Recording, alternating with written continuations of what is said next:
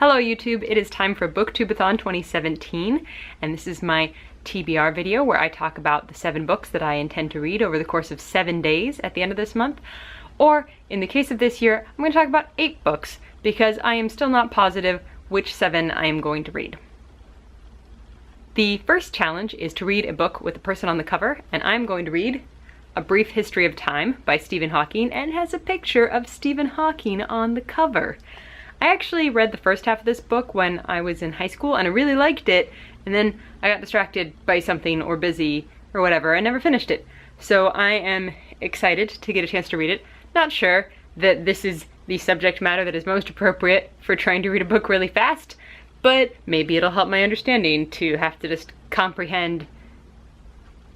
I was gonna say at the speed of light, and that's such a dumb joke, but I have no better ending for that sentence. I'm sorry. The second challenge is to read a hyped book, and I'm going to read Gone Girl by Gillian Flynn, I'm gonna say. I've heard a lot about Gone Girl over the years. I know nothing about it, but I was choosing between 2 different hyped books, Gone Girl and Girl on the Train, and my Facebook was pretty much unanimous that Gone Girl was a really great book, and that's the one I should go with. So I don't have a physical copy here because it's going to be the first of many that I am going to listen to on audiobook. The third challenge is to try to read a book completely outside, and my goal is to do that with The Miraculous Life of Edward Tulane by, I believe it's Kate DeCameo. I'm a little bit regretting that this is an audiobook because a lot of the reviews seem to indicate that the illustrations are part of what really made it, but at least one reviewer read it on audiobook and still loved it. So it's very, very short. At the playback speed that I listen to on audiobook, I think it's going to take me like an hour. So I'm considering taking a very long walk and just listening to this. The fourth challenge is to read a book about someone who is very different than you. And for that one, I'm reading Everything I Never Told You by Celeste Ng. Everything I Never Told You is about a Chinese-American family in small town Ohio. Which is something very different than my growing-up experience. So I'm very excited about it. Also, based on the description on Goodreads, the main character is dead, so that's another way in which she is very different from me. The fifth challenge is to read a book completely outdoors. I'm going to try to do that with Art and Fear by David Bales and Ted Orland. And this is a book that I have had for a very long time. It's one of those books that I got in college that people were like, oh, this is the best book because you're gonna be an actor and have feelings and you need to know how to understand your art. And I have a couple of these books on my shelf, and they tend to not actually be very long, but somehow it's taken me like 10 years to even consider picking it up.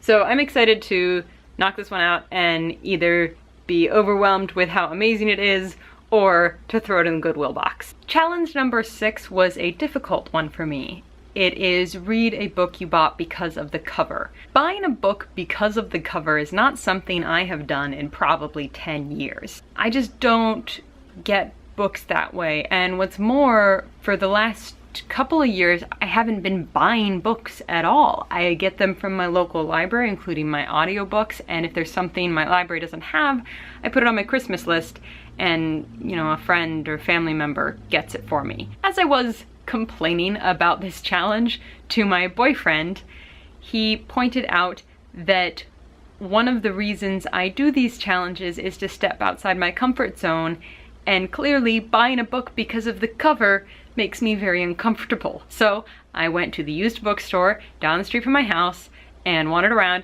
It was actually kind of hard because in the bookstore everything has the spine out, but not necessarily the cover. So then I was just reading titles and I was like, does it count if I choose it because of the title even though I can't see the cover right away? And I went upstairs to the children's section and eventually I saw this. And I looked at the cover and I was like, that kind of looks like Avatar: The Last Airbender. And then I realized at the very top there was something from one of the creators of Avatar: The Last Airbender that says astonishing.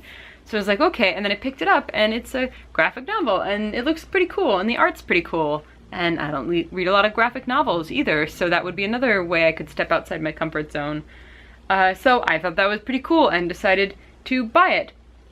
Now, had I been paying more attention, I might have noticed something that perhaps you've already noticed, which is that this book has 2 titles. It's The Stoneheart, The Nameless City by Faith Erin Hicks. The reason it has 2 titles is because it is the second book in a series This is a fact that I did not know before I got home. And I don't have the first book, and I'm not gonna get it. I'm just gonna read the second book in this series. I'm really looking forward to it. The 7th and final challenge is to read 7 books, and here's where I'm a little on the fence. One option is Bark by Lori Moore, which is a series of short stories.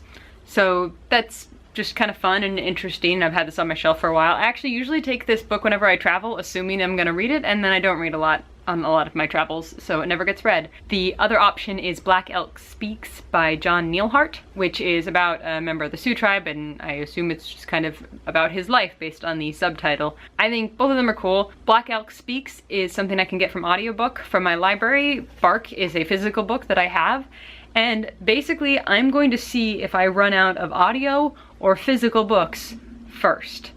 And whichever I run out of first, that determines what my 7th book is going to be.